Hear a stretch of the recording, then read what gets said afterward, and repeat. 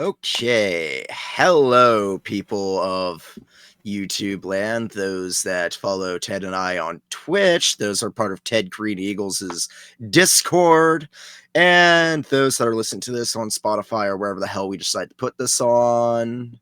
I'm Traductus, And I'm Ted. and this is the movie review podcast. Well, the movie review podcast, where everything is still scuffed. And I fucking forget the title. I thought you were just trying to avoid the button, dude. Yeah. No, just hungover. Oh man, hot start. Hot start. But we take a director's filmography and we go through every single movie, and we say what we like and dislike about the films. I give a little bit of the background info. Ted gives, a summary of the plot, and then we rank each film. And we are still on David Fincher. 2 more movies left, including this one. And that is God damn it, I was going to say 1920, but no, 2020's Mank. So Mank actually had a release date in theaters.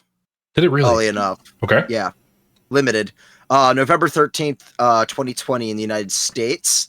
And it was released in December 4th, 2020 via Netflix. And it was actually distributed by Netflix. Yeah, I was kind of surprised to see a Netflix exclusive, quote unquote, from Fincher, considering the other caliber of his work. Right.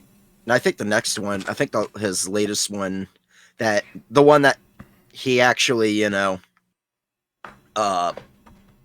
completed, because he has one project that he's working on, which we'll cover when that's done. But so far, we already have one fucking movie left. That one's also a Netflix exclusive. But anyway, Mank had a budget of $25 million, and well, it made money. Okay.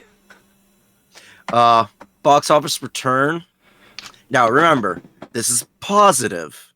There isn't a negative in front of it. Okay. All right. $122,572. I'm sorry, one more time. $122,752. That is a positive number. Okay. We'll get into it in likes and dislikes, I'm sure, but that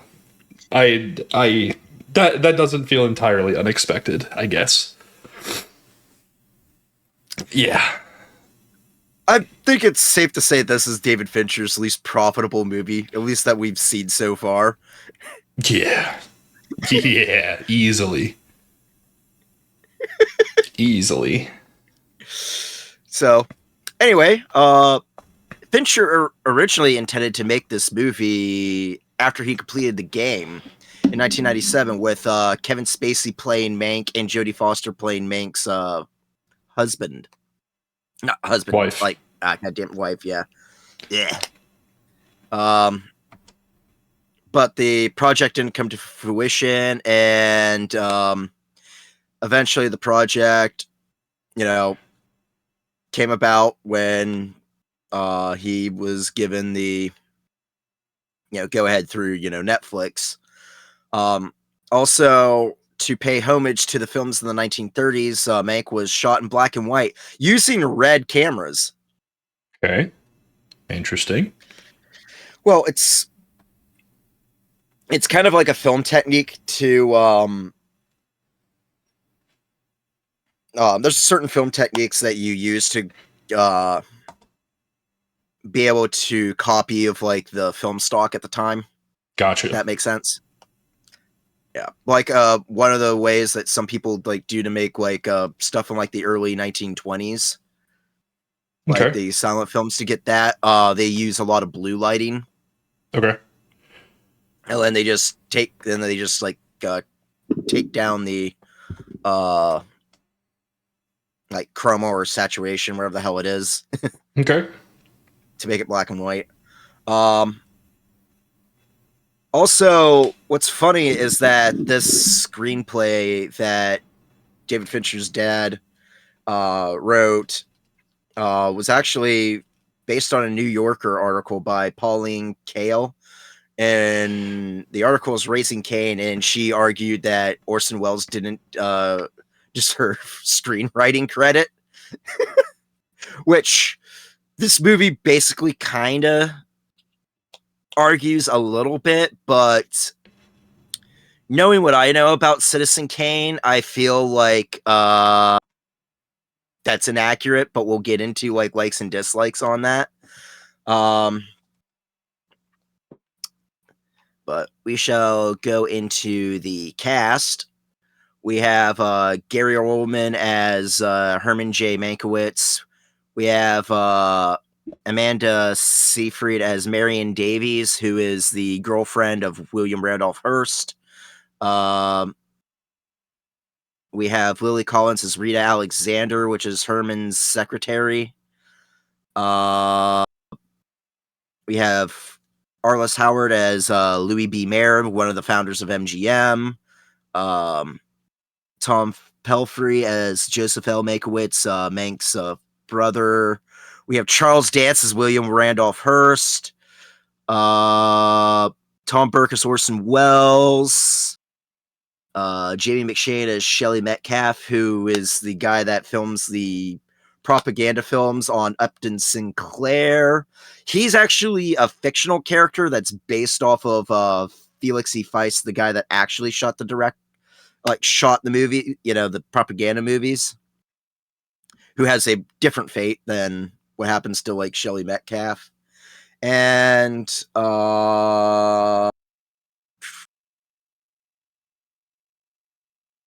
we have Tuppence Middleton as Sarah Mankiewicz. And a cameo, we have Bill Nye as Upton Sinclair. Oh man, it was so good to see Bill Nye, dude. What a funny insertion there, dude. Funny cameo, but like a badass cameo at that. It was good. It was good.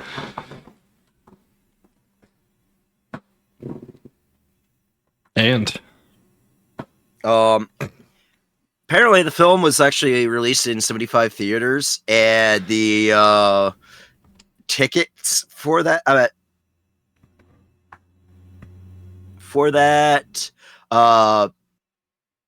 averaged like $300 per venue, which means that its debut was $22,500. Okay. Okay. So I think we can go into the plot.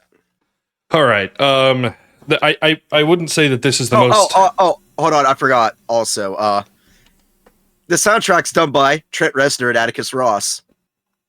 Less egregious still than the girl with the dragon tattoo. So I don't mind that much. But yeah. All right. Anyway, so plot for this one. I guess it's a pretty simple overall plot. We're kind of exploring Mank's process in writing Citizen Kane.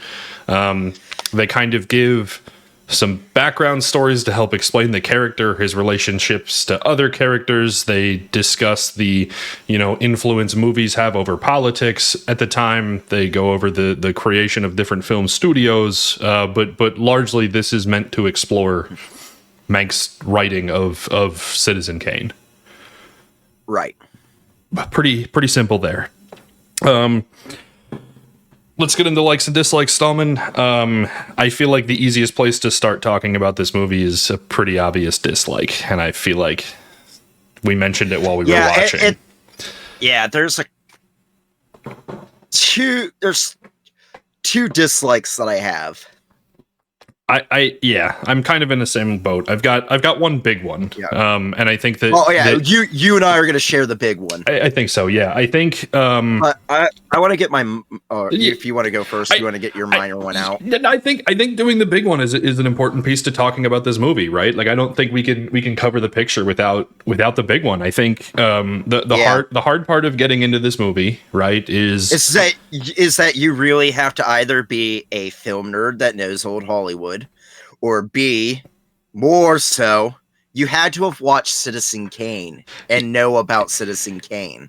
Yes, absolutely. This one is otherwise you're gonna be like Ted and be a deer in headlights, and I have to explain who each person is.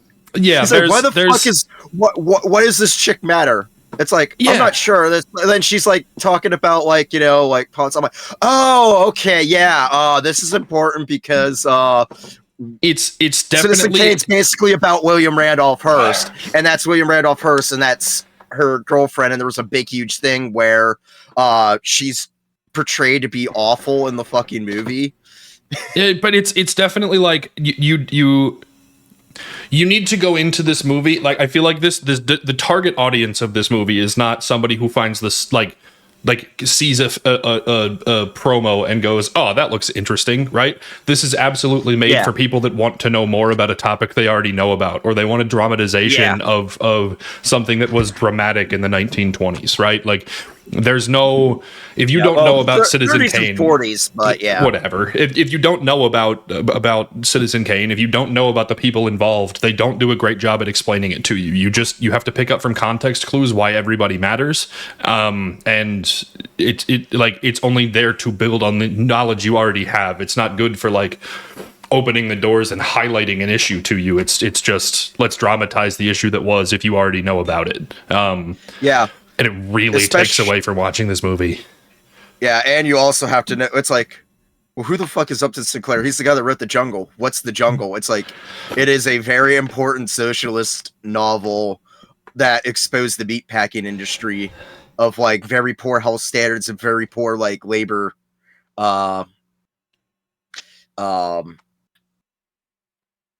labor conditions. Yeah, it's so basically the Uncle Tom's Cabin for labor.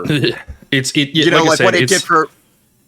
It's very difficult. This movie is not a movie that I would recommend to someone who wasn't already looking for it. You know, and I think that's the real big negative that I haven't been able to say about any movie we've watched in a very long time that wasn't like a sequel of itself, right? Like, this one is to me so niche.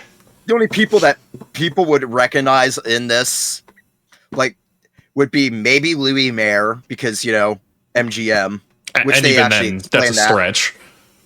William Randolph Hearst, but then again, if you don't know shit about the newspaper industry, you probably don't know who the fuck he is. And Orson Welles is a name that I think most people who have a high school education are familiar with, but they don't necessarily recognize his.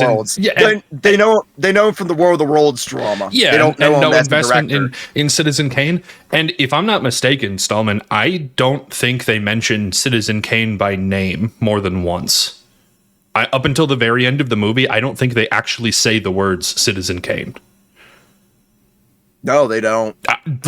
So even if you like recognized him from Citizen Kane, if you're not watching this for the process, you don't necessarily recognize that this is about the writing of Citizen Kane, and that's like it makes it so difficult to watch this movie. They don't even mention the character's name until the end, like Charles Foster Kane. Yeah, they mention like different like characters that are in the movie besides Charles Foster Kane, but then they finally mentioned it, you know, at the end, 10 minutes to the end. Yeah. It's incredible. That's the big detraction, and I think that it would be very difficult to like. I think that's the big thing, is that the target audience is people who are looking for this, not anybody else. Yeah. And it's really hard to talk about this movie without bringing that up as like the very first point. Which is a shame, because like you could tell a story like this, because I think some people are familiar, have heard the word Citizen Kane. You know, like, you know, I have some familiarity with that movie, and just be like, hey, it's like, here's the process of how they made it. But they just decided to do this, as opposed to like, they could have had a movie on like how fucking William Randolph Hearst tried his hardest to like get the movie not made. Like, you could have a dramatization like that, while this, not bad, but like, if you have no background information on anything, you're lost. Yeah, Yeah, very much so. And then I think that leads pretty well into my second point for dislikes. I think that this movie is hard to follow. And I think that's true for a couple of reasons. The first is that the time skip is kind of aggressive. I know that in other black and white films, there are choices with you use different actors to play the same character to indicate a different period of time. You use different clothing to indicate a different period of time. This one haphazardly uses title screen cards in a way that there's no connection to. But they use the same characters. They use a very similar wardrobe. The time skips kind of come in and out. And once they've highlighted to you that you're in a particular time or place, they'll jump back to it without necessarily highlighting it to you a second time, like you're just supposed to know.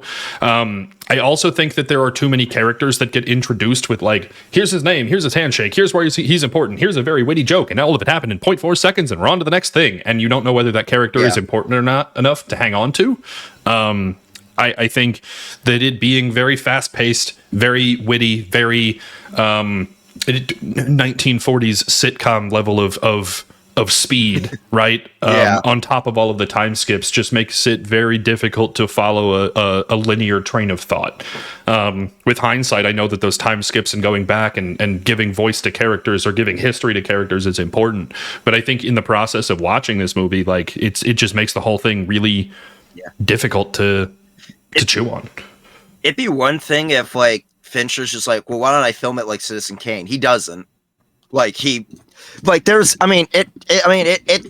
Kane's also non-linear too, because it's a newspaper reporter reporting on interviewing each person in Charles Foster Kane's life, and then it flashes back that way. But here, I guess it's flashes back to different parts of while he's writing the script and what influences that script. It's not clear. While in Citizen Kane it's clear, and it's also shot, and also Kane shot in deep focus. This isn't. This is just 40s made to look like 1930s and 40s cinema. Right. Which we're in dislikes, so I'm not gonna carper too much on that. Yeah, I mean,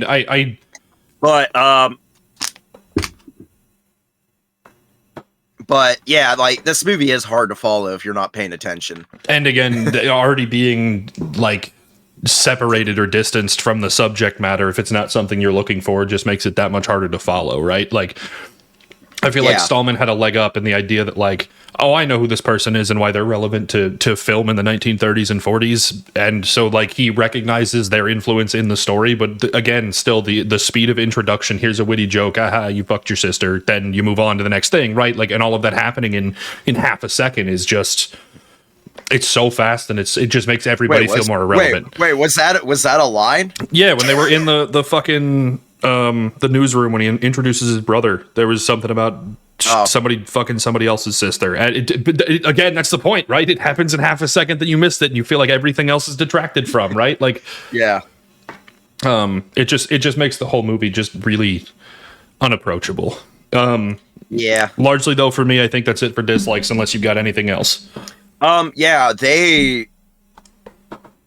very little credit to Orson Welles on the screenwriting, which I do like, with the ending line with fucking Orson Welles saying, "You want to tell Mank, kiss my half?" Because Orson Welles based a lot of Charles Foster Kane on himself as well, especially the early period. Is kind of a mirror version of Orson Welles' upbringing. So it's you can't argue that. I think it's stupid to argue that Orson Welles had very little to do with writing the script. I guess that's fair. It's just a film nerd thing that frustrates the hell out of me. But to me, as well as with this being a film nerd movie, I think it's counterintuitive to your audience who would know better, I suppose that's fair. So that being said, I guess we'll go to likes then. Sure. Yeah, my list is real short, and you highlighted it earlier. I think they nailed the vibe down pat. Cinematography is fantastic, God. And even the acting, even like the film score is something from like a like a 30s 40s movie. Yeah, camera work, lighting. Honestly, having the movie in grayscale, I think they did a great job incorporating 1940s tech or 30s and 40s technology, right? Like I think they did a really good job. They referenced the war and the people that were impacted by the war and their living situations and relationships between characters. Like just they really made you feel immersed for being a movie that you couldn't follow into. You feel like you're in the 1930s for a while. And even like the actual like reactions, because like what's funny is that during like the 30s, despite like a lot of the big producers in Hollywood being Jewish, a lot of them were just like, well, Germany's money, so they would censor and not like until like we went to war with Germany. A lot of them were like, if there's anything like films that were like anti-German or like anti like fascist and shit like that, they would like nix it just for money, which Louis Mayer's just like talking. It's like, well, Germany's a market despite him being Jewish. There's only two major Hollywood studios that went against Adolf Hitler before it was like cool to do it. One was Charlie Chaplin's studio, which the great dictator almost made him go out of business because he funded his own money on it. And the other one was Jack Warner of Warner Brothers.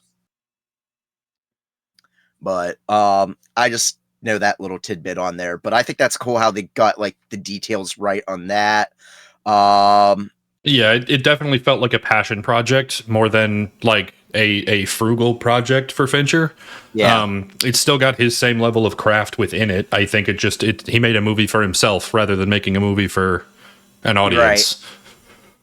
And yeah, but also like the acting, especially like Gary Oldman's delivery, it is very like 1930s, 40s, like fast talk acting. Yeah, absolutely. Absolutely. Like it's pretty awesome. Like, like this movie is very immersive. I do like that. Like, let's see what else. Yeah, I mean,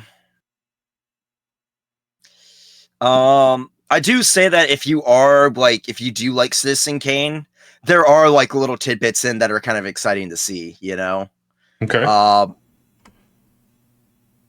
Such as like, there is always like the question like why Mank went after Marion Davies, and this has like a explanation. It's like, well, she didn't stop the propaganda film, which caused like his friend who shot it to commit suicide, which the person that shot those films actually never did commit suicide. But creative license, if sure, to make things a little bit more dramatic, it is what it is. But they actually have that they kind of give like a little bit of a reason, especially with like the propaganda film, as why Mank chooses to go after William Randolph Hearst. Although I don't think a propaganda film is like, it's kind of a minimal reason to go after William Randolph Hearst. I mean, the guy started a war from lying about an accident in a newspaper.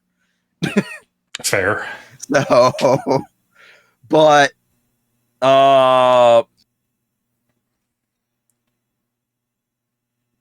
but they actually do like introduce, hey, this character's based on this person in like the movie. This person's based off of this character in the movie. They do kind of explain that, but in vague terms. And if if you watch like Citizen Kane and are familiar with it, and you're just like, oh, hey, like that's cool, like with all the detail thrown into it, but the executions, yeah, fair. At least for like at least for a normal person watching it, like if you're into Citizen Kane, you'll enjoy it. Like I enjoyed it, sure. but But there were a lot of pieces to miss if you didn't watch Citizen Kane as a precursor. And I will say, like, again, as we said, the cinematography and the acting, it's very authentic to the time and immersive. And that's the biggest, like, and honestly, like, the only positive in this entire thing, which is, I guess, 1,000 different, like, things that are positive thrown in there, wrapped into one thing, that it's very immersive because of the cinematography, the acting, the lighting, everything that we just went through. Yeah. And that leads me up to actually the best thing about this movie. Okay. The Bill Nye cameo. It is very cool to see Bill Nye, where both of us just kind of unmuted our mics and went, "Oh shit, it's Bill Nye." Very cool. Yeah. Playing a socialist rabble rouser. We love Bill Nye. Which, it's kind of funny, like, now it's like Bill Nye's basically playing him. It's like playing an older version of himself, like a previous version of himself, you know? But that being said, I guess we're gonna go into rankings. Yeah, I guess so. I think for me, this one's a pretty easy last place. I don't think it's a bad film. I really don't. But I also know that, like, there is so much precursor that you require to get into this that, again, it feels like a project made by Fincher for Fincher and his own interests rather than for an audience. And as a person who is an audience, it's just not for me. I previously had Benjamin Button last, and I think that like that film still provides a watch experience that this one just doesn't. Yeah, you don't have to read. You don't have to read The Curious Case of Benjamin Button to watch the movie The Curious Case of Benjamin Button. Exactly. And yeah, it's again not a bad film. And if this ends up being the worst thing that we've watched of Fincher's, or the worst thing that Fincher ever does, like, it's still pretty good. Yeah, I agree. This is in last place, just because, like, there's a lot of precursor with it, you know?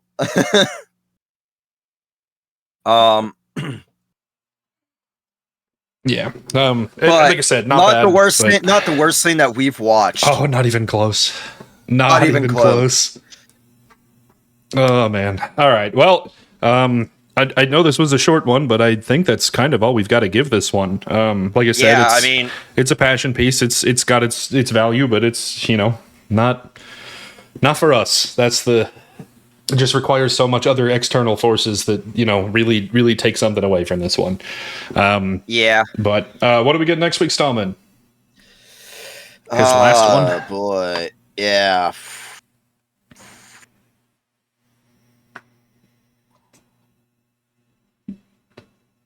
The Killer.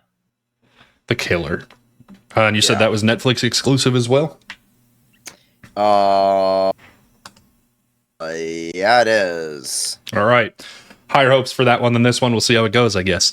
As always, thank you guys for watching. We appreciate you being here. If you're interested in this kind of content, we actually did the math since our last recording, and we've done over 100 episodes, so 100 different video or movie reviews to go through and watch.